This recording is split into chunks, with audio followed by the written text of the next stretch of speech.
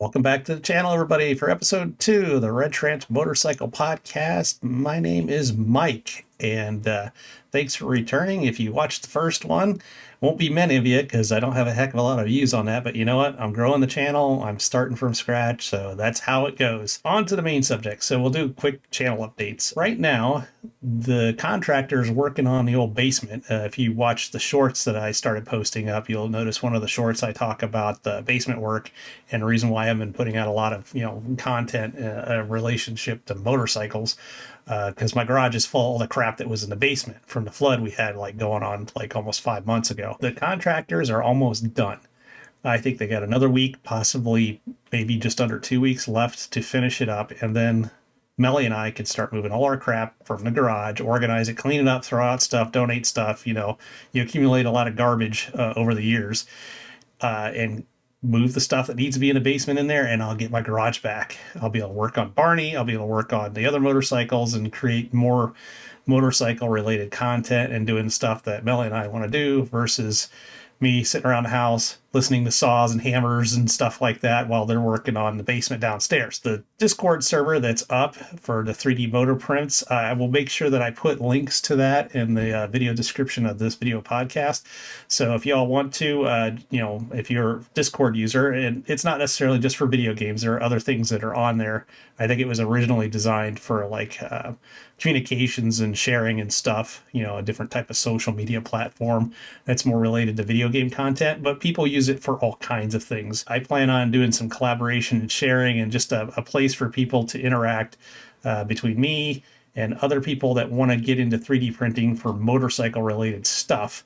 That'll be the place to go, at least as far as my YouTube channel is concerned. Originally, this was going to be about the new Indian Power Plus 112. They dropped a couple of sneak peek videos. Their kind of launch video that's coming out later, I think this coming week. I don't remember the date off the top of my head. I was going to talk about that, the potential models that this is going to impact, because I ride a Scout. I'm into Indians. I dig the bikes.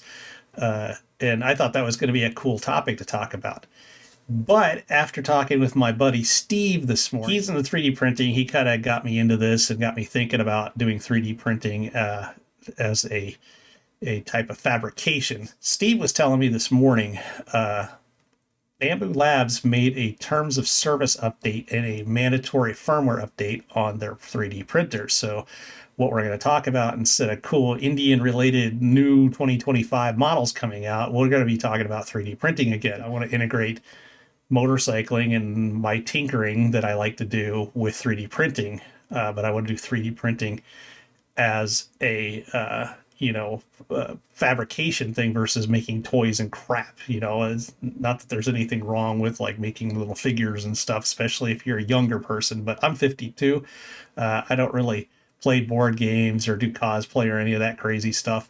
But I do see a use for 3D printers as tools, which is why I wanted to use it for working on motorcycles, creating parts, solving problems, making brackets, on and on, fabricating things and being able to print them of a good quality and make it strong. After talking to my buddy Steve this morning, there's some controversy about Bambu Labs, which is what the main topic is of this video going forward. Up until today, I had planned on purchasing this. This is a Bambu Labs P1S 3D printer. There are some aftermarket companies that make parts and accessories and even third-party software support, or I had thought there was, on this particular Bambu Labs 3D printer. It can handle the carbon fiber filament and some of the glass fiber filament. Bambu Labs has their own 3D printing filament that will work with this 3D printer, and then their AMS, which is their multiple material handling system. So this box on the top is the AMS unit. Think of it as multiple inkjet cartridges for your 3D printer, or if you made the analogy between a regular printer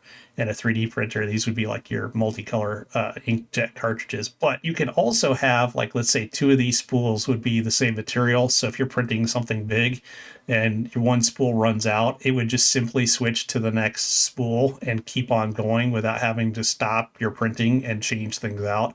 You could also take and insert mid-print different materials. So if you needed a part of what you're printing to be more flexible than another part, you could have a different type of material get, basically filled into certain areas of the 3D print as it's being, stacked together there during the print process. And I do mean stacked, and I'll talk about that in a minute. The other thing about this printer that I was looking at is it's fully enclosed, which gives a great deal of temperature control that you need to print some engineering type 3D printing filaments, because they need strict temperature control. They need high temps in some cases, especially like glass filled and carbon fiber filaments, in order to print them and be successful. So where does the controversy with Bambu Labs come from? Well, it comes from this. This was updated January 17th. So as of this recording, today's January 19th. So, I just kind of learned about this morning. It's been like a couple days now. In the name of security, Bambu Labs is patching their 3D printers, and it says launching first with X series printers with P and A series updates planned for future release. Now, there are other YouTubers out there that have gone in great detail on what all of this means, but the gist of it is like this. There's a mandatory firmware, or the information that the 3D printer runs off of is going to be patched for security reasons that will limit third parties being able to connect to this device. And I'll talk about that third party connection in a second here. And some of the security concerns I understand, and I don't know enough about it because I'm a complete noob with this stuff. But the thing that concerns me is like network plugin for third party slicer.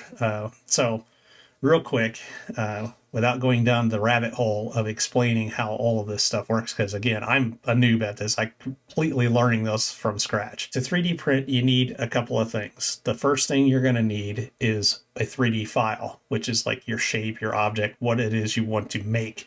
It's the same kind of 3D file that you would do for CNC manufacturing. If you CNC machine something out of a piece of billet aluminum, you would start out with a 3D program like Onshape or Fusion 360 or FreeCAD or any of these CAD programs to create an object in 3D space. You export that file into a format, usually it's a .stl format, and bring it into something called a slicer. The slicer does exactly what it says on the tin. It takes your object and slices it into bread slices, either vertically or horizontally stacked, however it slices it up, and it sets the orientation so that it can be printed by a 3D printer's hardware. A little bit different than the concept of thinking about an inkjet printer, which is kind of something I was using before. The slicer is required to not only figure out how to take this solid object, slice it up into little tiny layers, and then print it, but it also controls things like the temperature, how quick the material flows through the print nozzle, how the bed temperature, the temperature that's going through the extruder nozzle, how fast the little gears push the material through this hole. Everything's controlled by the slicer. As I'm coming to learn on 3D printers, the out-of-the-box solution for slicing isn't always the best, depending upon what you want to do with the hardware. Bambu Labs, what they've done is they've created the situation where they've locked down the ecosystem. And again, there are other YouTubers out there and different videos that talk about this in detail. I think for the way I want to use my 3D printer, after reading through all of this information, I think I'm not going to end up buying the P1S, mainly because I want to use a couple of different third-party slicer programs and some other software that will allow me to do things that the built-in Bambu creative tools just do not let you do. In the world of 3D printing, a lot of this stuff is iterative work of things that have come before. A lot of the commercially available software that's out there now, including Bambu Studio, Orca Slicer, these programs that will chop up your 3D image and make it printable. A lot of it was derived from other companies' work that was open source software. And I think, you know, to some degree, Bambu Studio is that too. It's very similar to Orca Slicer, which is all derivatives of like Prusa Slicer, and then there's Clipper, and there's all this stuff. I mean, I'm going to lose my mind trying to keep track of all this stuff, so I don't expect any of you guys to understand it either. One of the main arguments that people are having against this is being so locked out of it that the fear is that they will move to a monetization model of their Bambu Studio, Bambu Handy. They've got a website, which is like a repository for 3D files that they host, to the point where they may start doing it as software as a service. Software as a service is the best analogy I can come up with. And I was talking with Melly about this earlier, was that if you take, like, let's say Microsoft Office, you used to be able to buy it as a box, you know, it came with certain versions.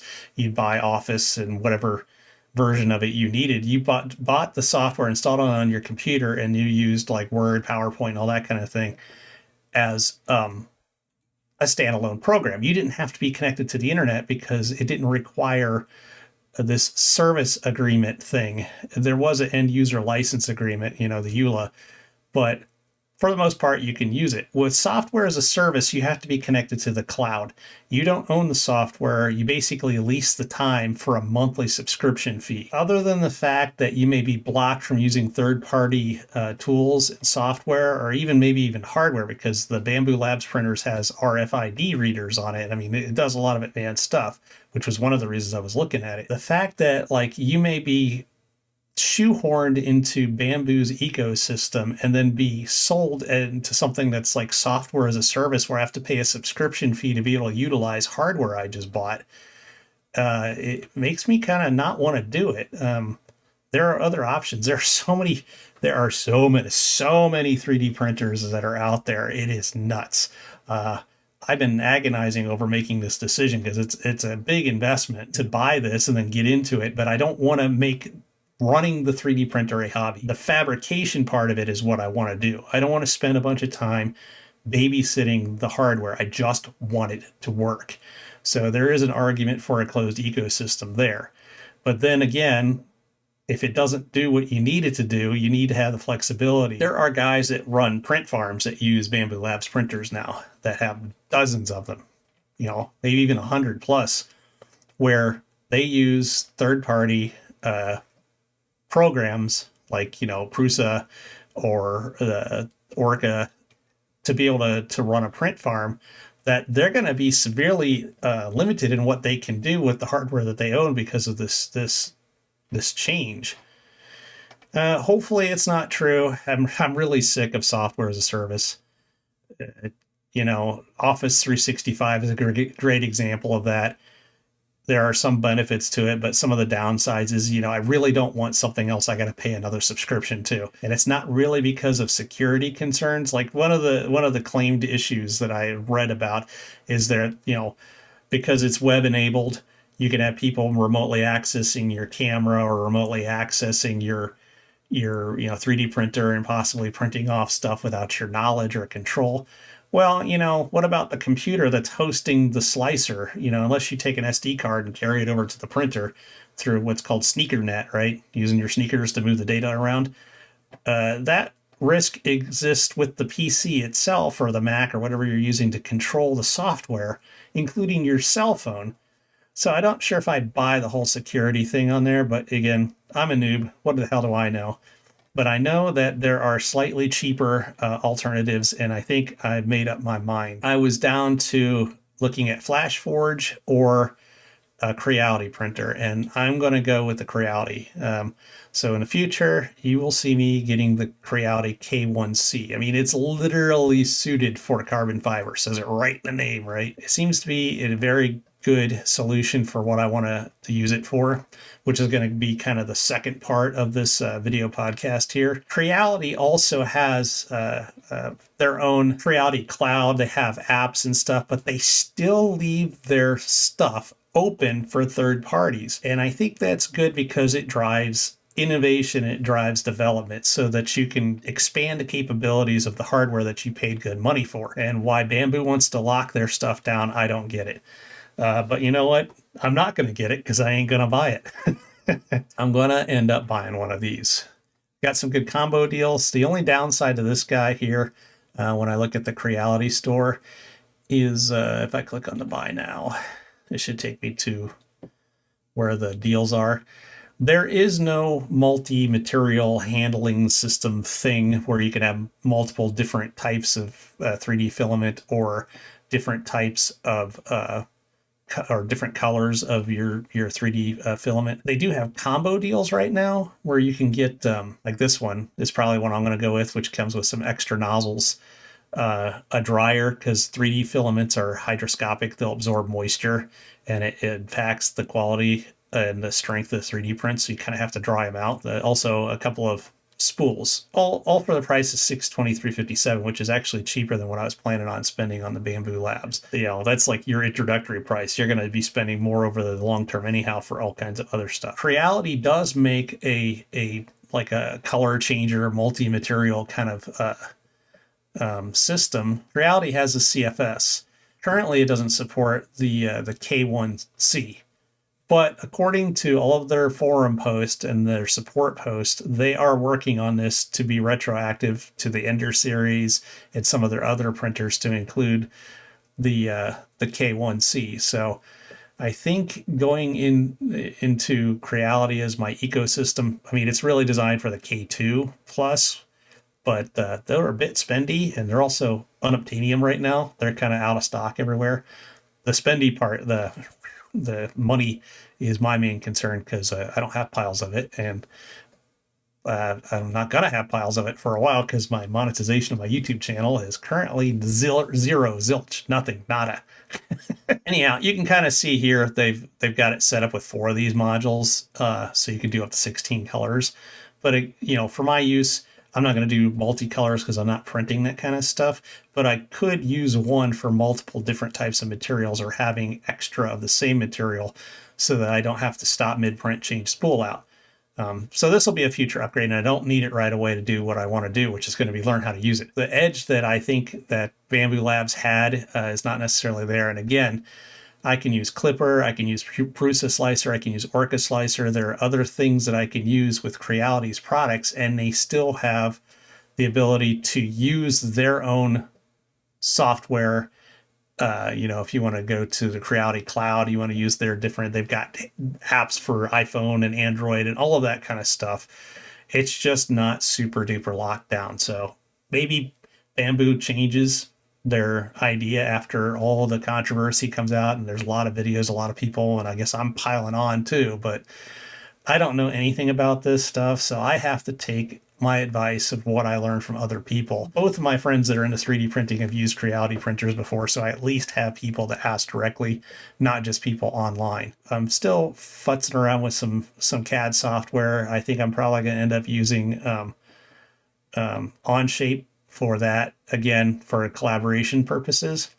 So there'll be more videos on that coming here in the future. I think I'm going to go through a video of me muddling through trying to make my first 3D object ever, so that you all can like laugh at me when I look like a complete bozo trying to figure that out. On to the next thing here. Related to the whole 3D Moto prints, and also, again, I'm going to reiterate, I'm starting or I have started a Discord server for 3D Moto prints, the Rench 3D Moto print server. I've been doing some research and digging around on YouTube to find more people that have actually done this. And so there's a company who also makes 3D printers, and I have no affiliation with this company. It's Pantheon.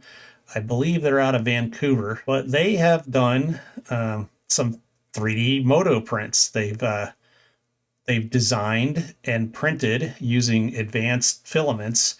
In the case of this motorcycle here is a different license plate mount / rear mudguard.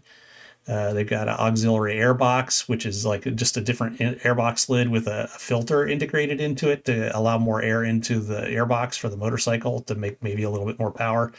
They even took like an old Honda Trail 90 and printed a 3D wheel. It's crazy the kind of stuff that you can do. And they have really, they've got other videos that aren't necessarily motorcycle related, but I wanted to give them a shout out because it gives people like me inspiration that what I want to do is not crazy. It's something that is doable, and it's something that I think would be cool for the motorcycle community in general. It's interesting, you know, you guys check them out. Just like look up Pantheon Design or Pantheon, you know, 3D print motorcycle or motorcycle 3D prints. It'll come up in the search results on YouTube. And it's interesting, even if you don't get into the whole 3D printing, but it's just to see what's possible. So I think that about covers everything I was going to talk about today. Again, I had this whole video thing planned around the new Indian launch coming up for the Power Plus 112 motors. I like seeing new models coming out. I like seeing innovation, especially because I was working as a service advisor for an Indian and Royal Enfield dealer. I'm kind of partial to those brands, but you know, I like them all. If it's got two wheels and it's a motorcycle, I'm probably going to like it. It doesn't matter who put the brand on the side of it. And I really kind of dig the more vintage looking stuff anyhow. Which is why I like my Scout. If y'all would, you know, give this podcast a like, you know, the old thumbs up, and drop a comment down below. Like, you know, what are some things that you guys, what would you like to talk about topic wise in some of these videos coming up in the future, at least on the podcast side of it. I'm always down for a suggestion on this stuff. It'll help me figure out what it is y'all want to watch, and maybe like, you know, we'll find something that's cool and we'll talk about it.